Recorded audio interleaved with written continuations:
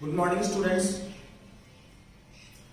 Accounts के अंदर अपन ने जर्नल एंट्रीज के बारे में बात की थी। जर्नल एंट्रीज कैसे करते हैं। लास्ट जो अपनी क्लास हुई थी उसमें काफी टाइम हो गया। मेरी तबीयत ठीक नहीं होने की वजह से मैं लंबे समय से क्लास नहीं ले पाया था। अब से अपनी क्लास जो है वो कैरी ऑन रहेगी।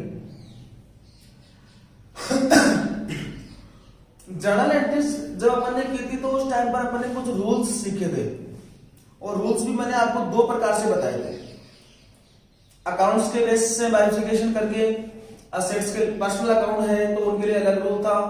उसके बाद में अगर अपन बात करें तो इन पर्सनल अकाउंट को अपन ने दो भागों में बांटा था, रियल अकाउंट और nominal account. Real account assets से रिलेट करता था और नॉमिनल अकाउंट जो खर्चों और इनकम से रिलेट करता था। आई थिंक रूल्स आपको याद होंगे। कुछ एग्जांपल्स के तौर पर अपन ने बात की थी। अब अकाउंट्स के अंदर अगर अपन बात करें तो सबसे मेन जो पॉइंट आता है वो जर्नल एंट्रीज सीखना ही आता है। उसके बाद में अगर जर्नल एंट्रीज के ऊपर अपनी अच्छे से पकड़ है तो आगे दिक्कत ज्यादा नहीं आने वाली है।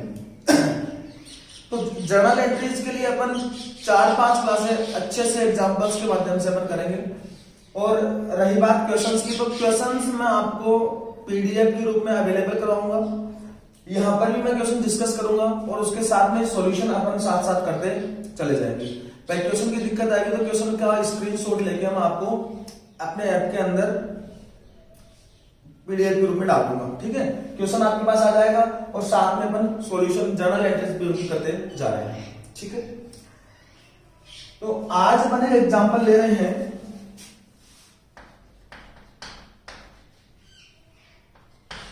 उसके अंदर कुछ ट्रांजैक्शन दिए हुए हैं, बात करते हैं अपन। देखो एग्जांपल कहता है Saroj mart furniture the following information transaction during the month of April 2007 are as under. Saroj mart furniture है, उससे संबंधित कुछ सूचनाएं हैं वो नीचे दी हुई है। और ये जो सूचना है वो अपने पास अप्रैल महीने की है। अप्रैल महीने की अपने पास सूचनाएं दी हुई है और इन सूचनाओं के आधार पर अपने से जर्नल एंट्रीज करवाना चाह रहा है तो अपन जर्नल एंट्रीज पास करते हैं। सबसे पहली बात, जब भी अपन जर्नल एंट्री करते हैं तो जर्नल एंट्री के लिए भी अपने को फॉर्मेट बनाना होता है और वो फॉर्मेट क्या होता है उसके बारे में अपन बात करते हैं।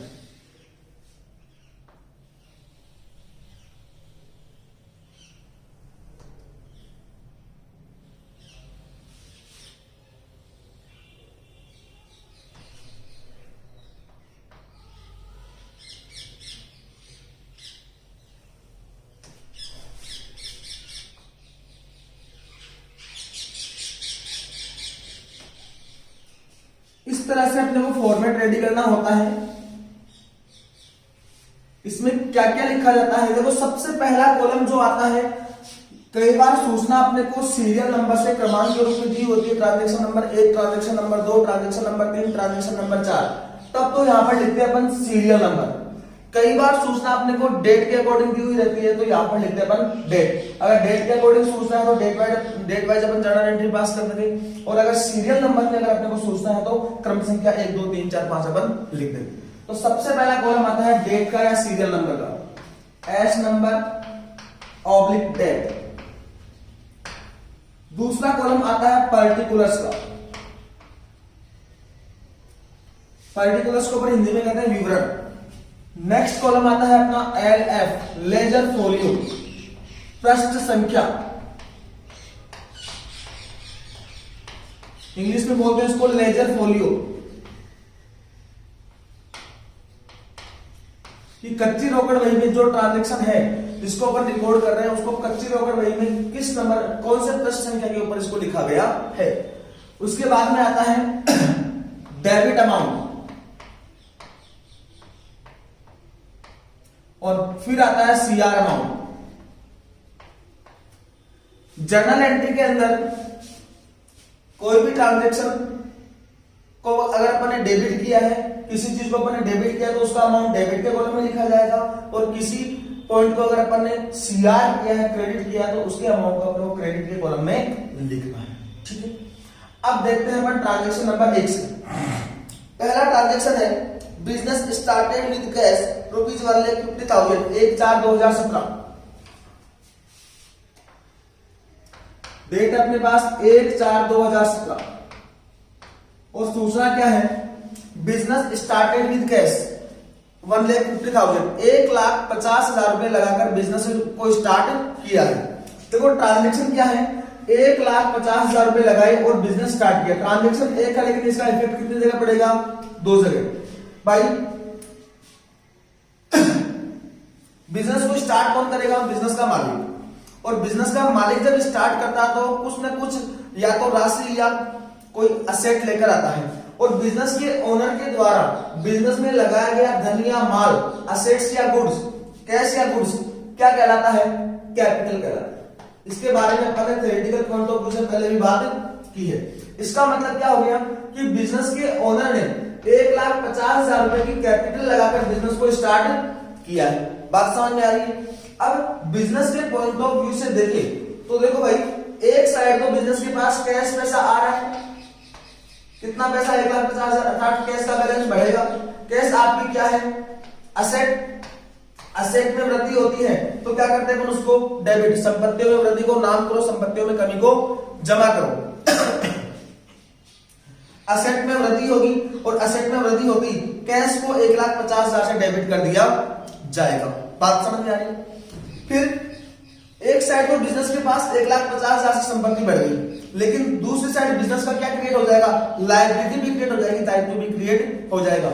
अगर बिजनेस के बारे में अपन बात करें तो बिजनेस के पास अपना कुछ भी नहीं होता। बिजनेस का ओनर आता है, पैसे लगाता है, काम करता है, पैसे कमाता है, लाभ कमाता है और लेकर चला जाता है। बिजनेस के पास अपना कुछ भी नहीं होगा। अब देखो भाई, बिजनेस का ओनर जो 1,50,000 रुपए लगा रहा है उसको अपन ने किसका नाम दिया है, कैपिटल। और कैपिटल के बारे में अपन ऑलरेडी बात कर चुके हैं कि कैपिटल बिजनेस की क्या होती है, लायबिलिटी, दायित्व। क्यों, क्योंकि ये पैसा किसका है, बिजनेस के ओनर का, और बिजनेस के ओनर का पैसा है। इसका मतलब अपने जब बिजनेस एंटिटी कंसेप्ट पढ़ा था उस टाइम पर अपन ने बात की थी कि बिजनेस का ओनर और business which are absolutely separate from each other, दोनों एक दूसरे से अलग अलग होते हैं। और अलग अलग होते हैं तो भाई सीधी सी बात है, पूंजी का पैसा कौन लगा रहा है, बिजनेस का मालिक। तो ये पैसा किसका है, मालिक का। लेकिन बिजनेस के पॉइंट ऑफ व्यू से देखें तो बिजनेस के लिए क्या है, ये लायबिलिटी है। बात समझ आ रही है। और लायबिलिटी में जब भी इंक्रीज होता है तो अपन क्या करते हैं, उसको सीआर करते हैं। लायबिलिटी में कमी आती है तो उसको अपन क्या करते हैं, डेबिट करते हैं। ये बात अपन ने रूल्स के अंदर सीखी। अब देखो ट्रांजेक्शन एक हुआ, बिजनेस के मालिक ने 1,50,000 रुपए लगाकर बिजनेस को स्टार्ट किया है। इफेक्ट कहां पड़ेगा, एक साइड तो अपना कैश 1,50,000 से बढ़ जाएगा और दूसरी साइड अपना कैपिटल के रूप में लायबिलिटी क्रिएट हो जाएगी। और अपनी जर्नल एंट्री क्या बन जाएगी, कैश अकाउंट डेबिट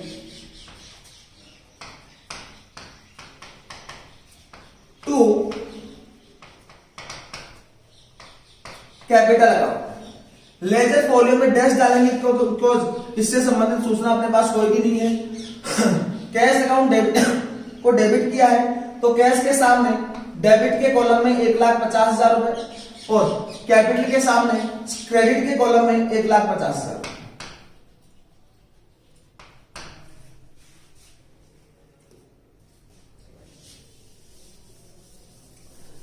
अब चलते हैं अपन ट्रांजेक्शन नंबर नेक्स्ट के ऊपर।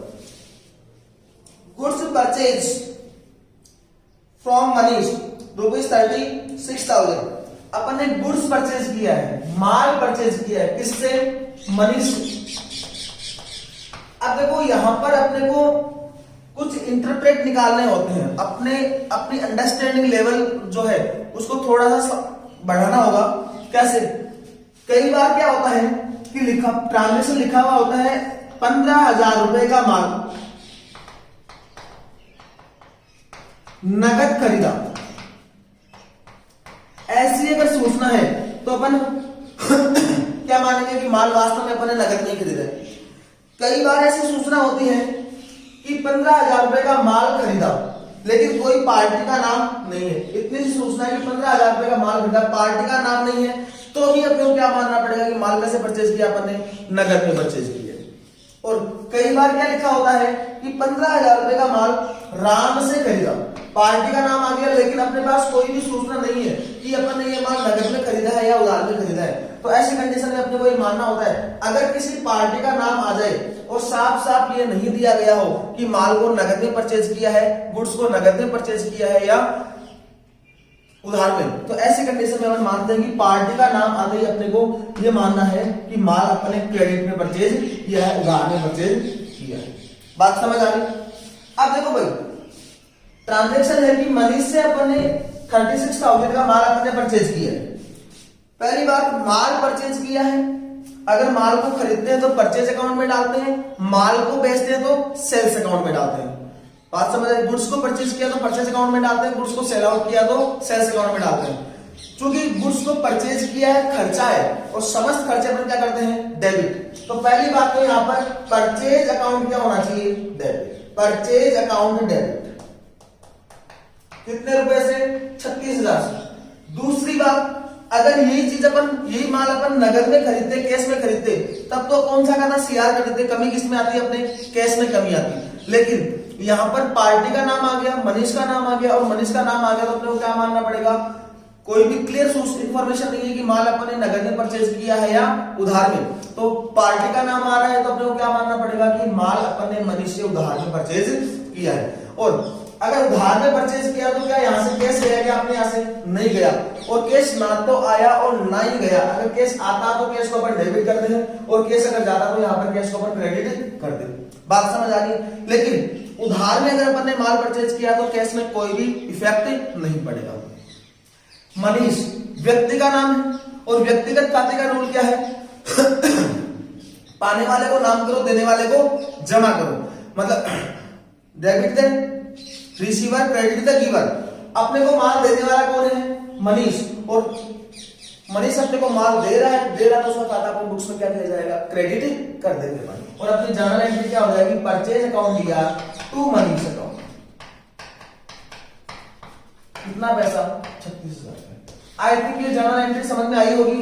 और अपना जो दूसरा ट्रांजेक्शन है उसकी डेट भी अपने पास 1 अप्रैल ही है, 1 अप्रैल 2017, 1/4/2017। और अपनी जर्नल एंट्री बन जाएगी purchase account debit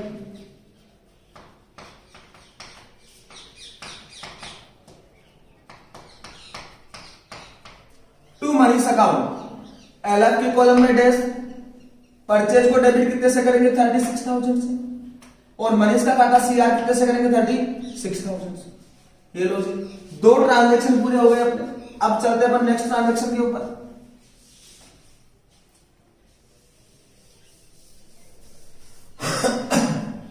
third transaction कहता है stationery purchase for cash ₹20,200। Stationery का मतलब क्या होता है? जैसे रबड़, पेंसिल वगैरह जो स्टेशनरी का सामान होता है, ये अपने बिजनेस पर्पस से बिजनेस के अंदर काम आते हैं। और सीधी सी बात है, बिजनेस के अंदर काम आते हैं, इनको अपन ने खरीदा है तो अपने लिए क्या है? खर्चा। खर्चे सारे क्या होते हैं? डेबिट। और खर्चा डेबिट है, किस नाम से डेबिट करेंगे? स्टेशनरी के नाम से। Stationery account debit.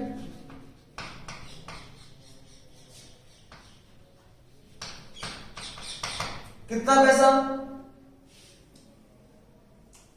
2200। और साफ साफ कह रखा कि स्टेशनरी अपन ने कैसे परचेज की है? नगद में परचेज की है, और नगद में परचेज किया तो कमी काय में आएगी? कैश में। एक साइड तो अपना स्टेशनरी का खर्चा बढ़ जाएगा, खर्चा होगा। दूसरी बात, अपने कमी काय में आएगी? कैश में। और कैश में वृद्धि होती है तो उसको अपन डेबिट करते हैं, कैश में कमी होगी तो उसको अपन क्रेडिट कर देंगे to cash account.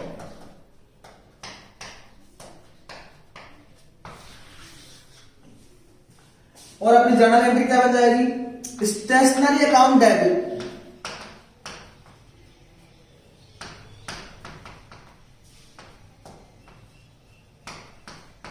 To cash account. Stationery के सामने डेबिट के कॉलम में 2200 और कैश के सामने क्रेडिट के कॉलम में 2200। डेट क्या है ट्रांजैक्शन की? 1/4/2017।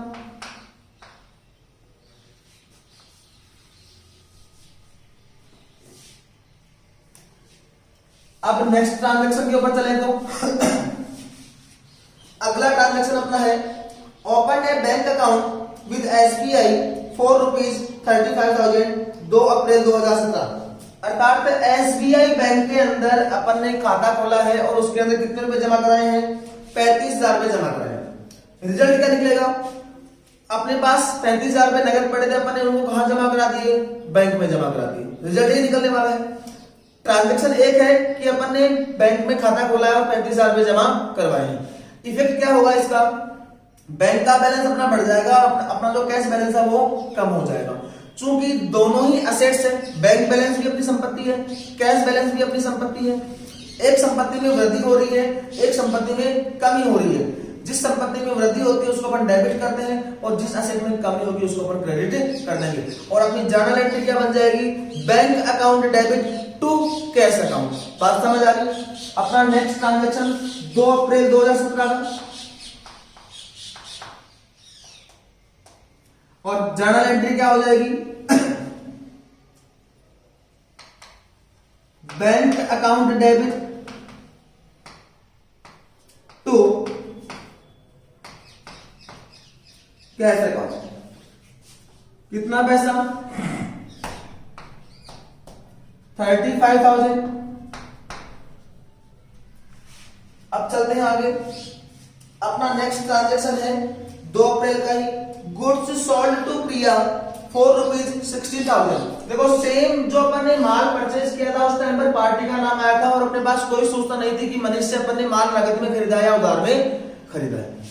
ठीक इसी प्रकार यहाँ पर माल को सेल आउट करने की बात आ रही है और माल को सेल आउट करने के लिए कहा है कि हमने प्रिया को माल बेचा है 16,000 रुपए का, लेकिन ये सूचना अपने पास नहीं है कि अपन ने नगद में माल बेचा है या उधार में माल बेचा है। पार्टी का नाम आ गया, तो अगर कोई क्लियर इंफॉर्मेशन नहीं है और व्यक्ति का नाम अपने साथ में, तो अपन नहीं मानेंगे कि माल अपन ने उधार में बेचा है।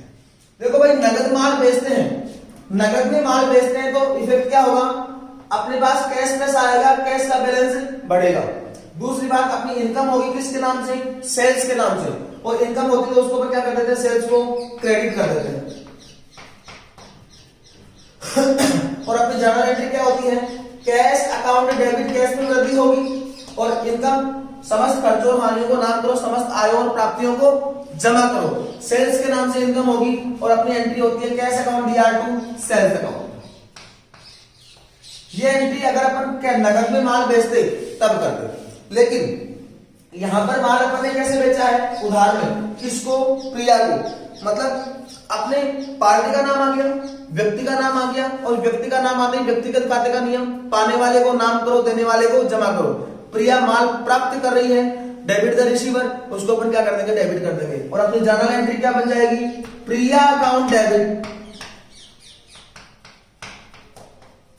To sales account. इनकम तो हुई है, माल को बेचा तो है अपन ने, लेकिन क्या नगद में पैसा आया क्या? नहीं। अगर नगद में पैसा आता तो कैश को डेबिट कर दे। अपन ने क्या कर दिया है? प्रिया के नाम लिख दिया है, प्रिया को डेबिट कर दिया। कितने रुपए से? 16,000।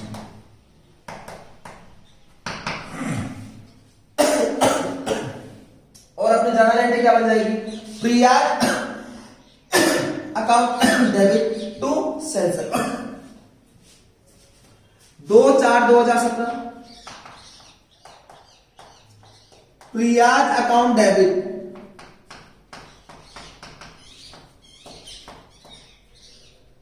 To sales account. LF के कॉलम में डैश, प्रिया के सामने डेबिट के कॉलम में 16,000, सेल्स के सामने क्रेडिट के कॉलम में 16,000। आगे चलते हैं। अपना नेक्स्ट ट्रांजेक्शन है भाई, sold goods to Nidhi for ₹14,000। देखो यहां पर भी निधि का नाम आ रहा है। एक मिनट, एक ट्रांजेक्शन हो गया। Receive a cheque of ₹16,000 from Priya. अगला ट्रांजेक्शन है कि अपन ने प्रिया को, लास्ट ट्रांजेक्शन में क्या था? प्रिया को माल बेचा कितने रुपए का? 16,000 रुपए का।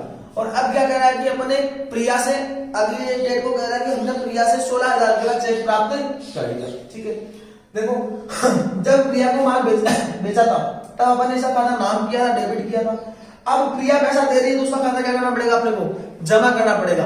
प्रैक्टिकल लाइफ में भी अपन ये चीज काम में लेते हैं। कई बार पापा अपने को कहते हैं कि जा बेटा फलाने उस दुकान से सामान लेके आ जा, फलाने दुकान से सामान लेके आ जा, और बोल देना कि पापा के नाम लिख दे।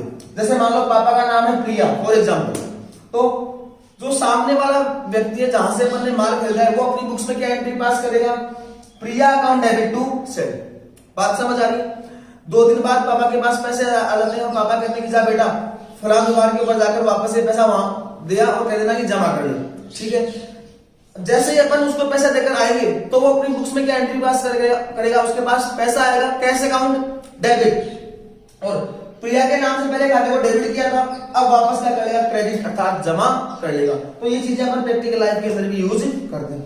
अब देखो भाई प्रिया से अपने को चेक मिला, क्योंकि चेक जो है कहां जमा कराएंगे अपन, बैंक के अंदर, और कहां का बैलेंस बढ़ेगा अपना, बैंक का बैलेंस बढ़ेगा।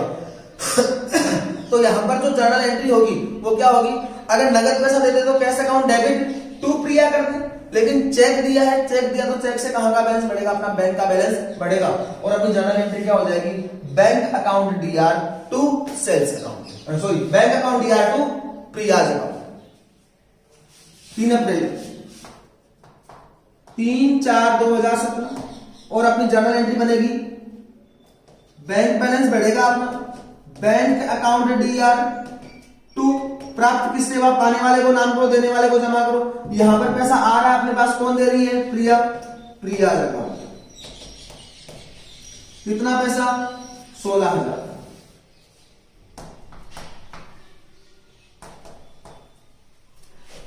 नेक्स्ट ट्रांजेक्शन है goods sold to Nidhi worth ₹14,000। Nidhi को अपन ने माल बेचा है 14,000 का। सेम एंट्री होगी, नगद में माल बेचते तो क्या एंट्री होती है, cash account DR to sale, लेकिन उधार में माल बेचे कोई सूचना नहीं है कि नगद में बेचा है उधार में बेचा, पार्टी का नाम है, क्या मानेंगे, उधार में माल बेचा है, और उधार में माल बेचा तो पाने वाले को नाम करो, किसका खाता डेबिट हो जाएगा, निधि का खाता डेबिट हो जाएगा, और अपनी जर्नल एंट्री क्या बन जाएगी, Nidhi account debit to sales account. Date क्या है ट्रांजेक्शन की, 5 तारीख 5/4/2017, और अपनी जर्नल एंट्री क्या हो जाएगी, Nidhi account debit to sales account.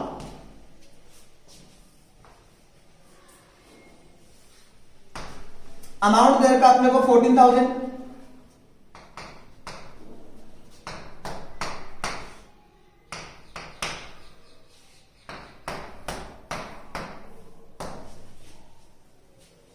आगे चलते हैं।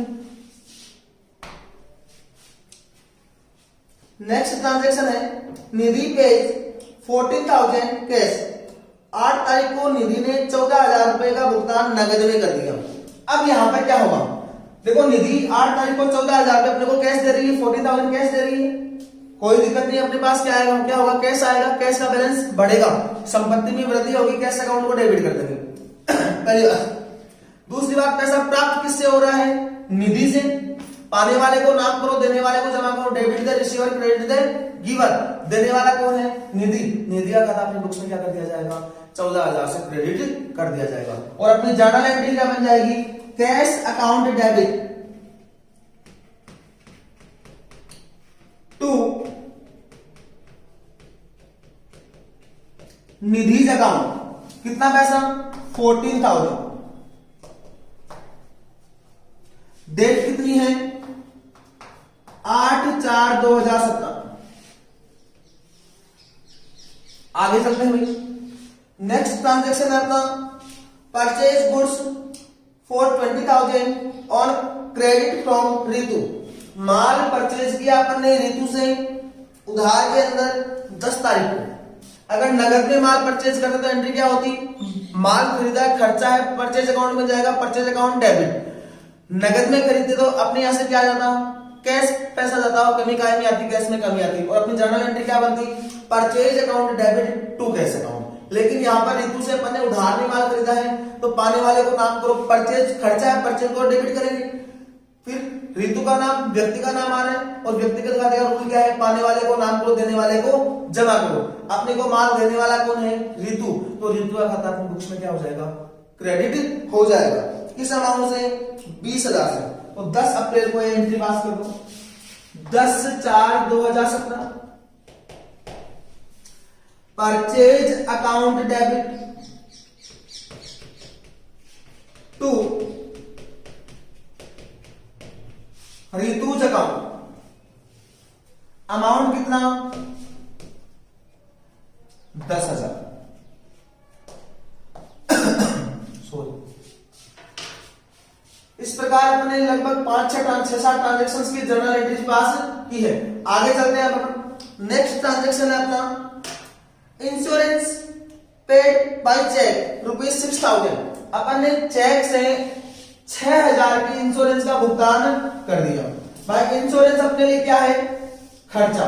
इंश्योरेंस प्रीमियम पेड जो भी अपने लिए क्या है? खर्चा।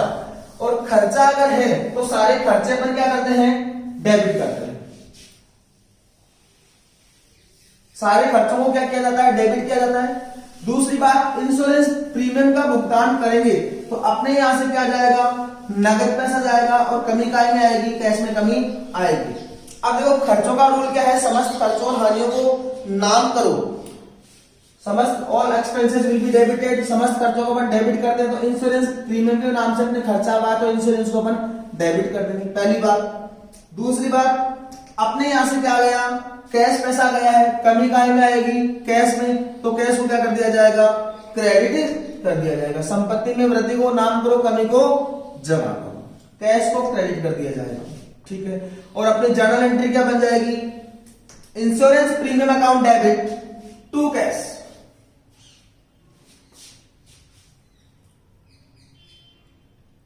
लेकिन यहां पर एक चीज बोलिए कि insurance premium paid by cheque. नगद में भुगतान नहीं किया है, चेक से भुगतान किया है। और चेक से भुगतान किया है तो बैलेंस कहां का कम होगा? अपना बैंक का। कमी कहां में आएगी? कैश में या बैंक बैलेंस में? बैंक बैलेंस में कमी आएगी। तो जर्नल एंट्री जो बनेगी वो इंश्योरेंस प्रीमियम टू कैश न होकर क्या हो जाएगी? इंश्योरेंस प्रीमियम अकाउंट या टू बैंक अकाउंट। 14/4/2000, 14/4 ईयर कौन सा है? 2017। और अपनी जर्नल एंट्री क्या बन जाएगी? Insurance premium account debit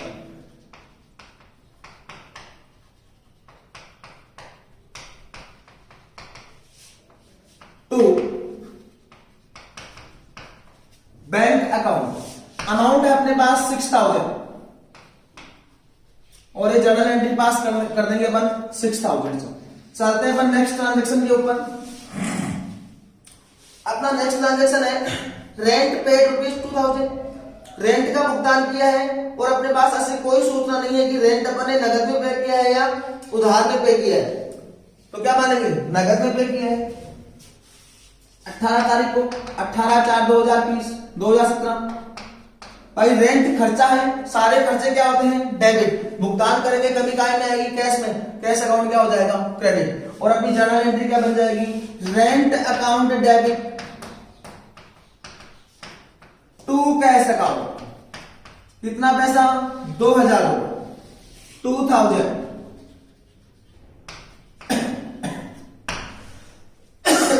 sorry, next point पे चलते हैं। Goods costing ₹1,500 given at charity. Charity का मतलब क्या होता है? दान में देना। अपन ने 15,000 रुपए का माल जो है वो दान में दे दिया। अब देखो ये इंपॉर्टेंट पॉइंट है। अगर अपन दान में नगद भुगतान करते, चैरिटी के रूप में, डोनेशन के रूप में नगद पेमेंट करते हैं, तब तो जो चैरिटी है अपने लिए खर्चा है। चैरिटी खर्चे सारे क्या होते हैं? Debit. Charity account debit to cash कर देते अगर, क्योंकि जैसे भुगतान करते चैरिटी के नाम से खर्चा आता, चैरिटी को डेबिट कर देते। और कमी कहां में आती है? अपने कैश में। तो कैश को सीआर कर देते। लेकिन यहां पर क्या चीज क्या चीज अपन ने चैरिटी के रूप में दी है? अपन ने चैरिटी के रूप में दिया है माल को दिया है। अर्थात जो अपन ने गुड्स परचेस करके लाए हैं उसको अपन ने चैरिटी के रूप में दिया है। इसका मतलब अपने को क्या करना पड़ेगा? अपन ने जो माल खरीदा है उसकी खरीद की लागत को कम करना पड़ेगा। उसकी खरीद को कम करने के लिए अपने को यहाँ पर कौन सा खाता सीआर करना पड़ेगा? परचेज अकाउंट को क्रेडिट करना पड़ेगा। और अपनी जर्नल एंट्री क्या बन जाएगी? चैरिटी को खर्चा है डेबिट कर देंगे और कमी काय में कर ली अपन ने? परचेज के अंदर। क्यों? इसका इफेक्ट क्या निकलेगा? देखो भाई, फॉर एग्जांपल अपन ने 55,000 रुपए का माल परचेज किया तो अपन ने परचेज अकाउंट को डेबिट कितने से किया होगा? 55,000 से, 55,000 से। पहली बात, मान लो इसमें से 5,000 का माल अपन ने चैरिटी के रूप में या दान के रूप में दे दिया। अब क्या करना पड़ेगा, 5,000 की कॉस्टिंग का माल अपने को कम करना पड़ेगा। अपन माल बेचेंगे, कितना शेष जो बचेगा उसको, शेष माल कितना बचा अपने पास 50,000 का।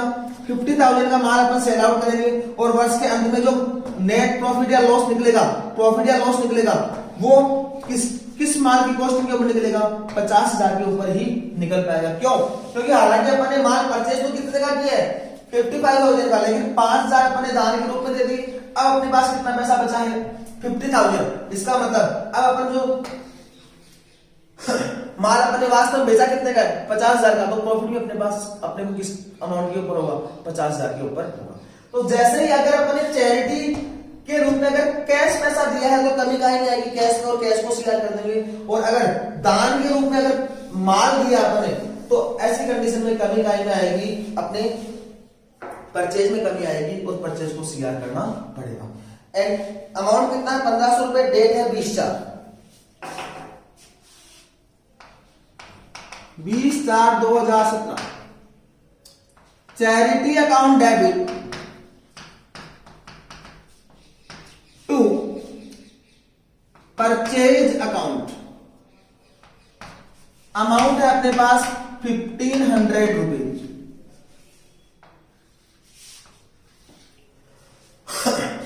आगे चलते हैं। Purchase office furniture for ₹11,200।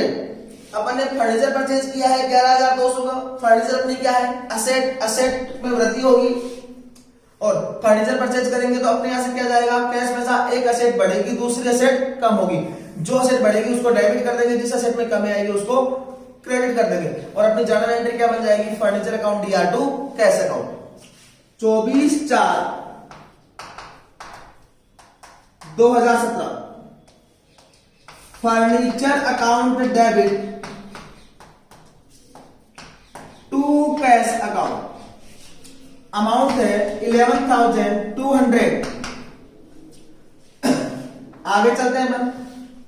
Next transaction अपना इंटरेस्ट रिसीव्ड कैश ₹1200। 30/4 को अपन ने इंटरेस्ट रिसीव किया है, कैसे, नगद में। इसका मतलब इंटरेस्ट अपनी क्या है, इनकम है, और इंटरेस्ट रिसीव किया, कैश पैसा बढ़ेगा, कैश का बैलेंस बढ़ेगा, कैश अकाउंट डेबिट प्राप्त हुआ है। इसका मतलब ब्याज जो अपने लिए क्या है, इनकम है, और समस्त खर्चों और हानियों को नाम करो, समस्त आयों और प्राप्तियों को जमा करो। All expenses and losses will be debited, all incomes and profits will be credited. इसका मतलब अपने को इनकम हो रही किसके नाम से, इंटरेस्ट के नाम से, और जो भी इनकम होगी उसको अपन क्या करते हैं, क्रेडिट करते हैं। अमाउंट कितना है 1200, और अपनी जर्नल एंट्री क्या हो जाएगी, कैश पैसा आएगा अपने पास, कैश अकाउंट डेबिट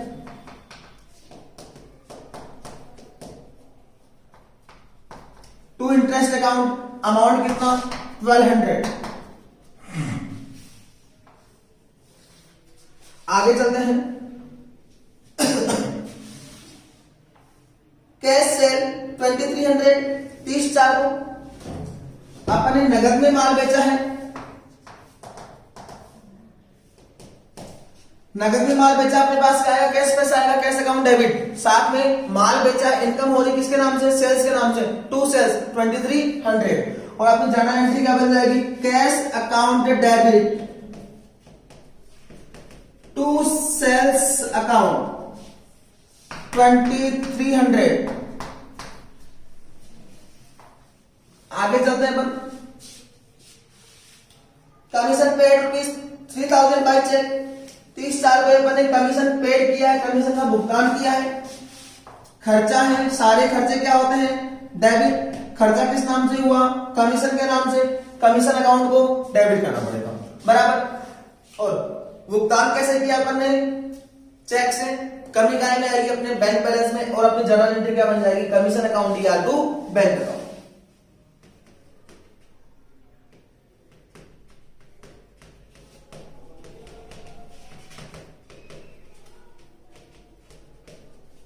अमाउंट कितना है भाई, 3,000।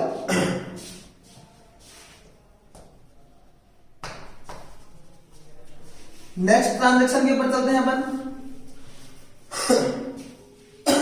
Sorry, telephone bill paid by cheque ₹2000। Telephone bill खर्चा है, सारे खर्चे क्या होते हैं debit, telephone bill account debit. Cheque से भुगतान किया है तो टू बैंक आ जाएगा, अगर नगद भुगतान करते तो क्या आ जाता, टू कैश आ जाता। डेट क्या है 30 अप्रैल और अमाउंट कितना है 2000। 30/4/2017। Telephone expenses account debit to bank account, amount कितना है 2000। लास्ट ट्रांजेक्शन अपना बचता है वो है 30/4/2017 कोई payment of salaries in cash ₹1200। Salary का भुगतान किया है। सैलरी अपने लिए क्या है, बिजनेस के लिए क्या होती है खर्चा किसको दी जाती है, कर्मचारियों को दी जाती है। खर्चे सारे क्या होते हैं डेबिट। खर्चा किस नाम से हो रहा है, सैलरी के नाम से, तो अपनी जर्नल एंट्री क्या बनेगी, सैलरी अकाउंट डेबिट। सैलरी का भुगतान करेंगे कभी काहे में आएगी, कैश में, क्योंकि भुगतान कैसे कर रहे हैं अपन, कैश में कर रहे हैं। और एंट्री क्या बन जाएगी, salary account to cash account. 30/4 salary account debit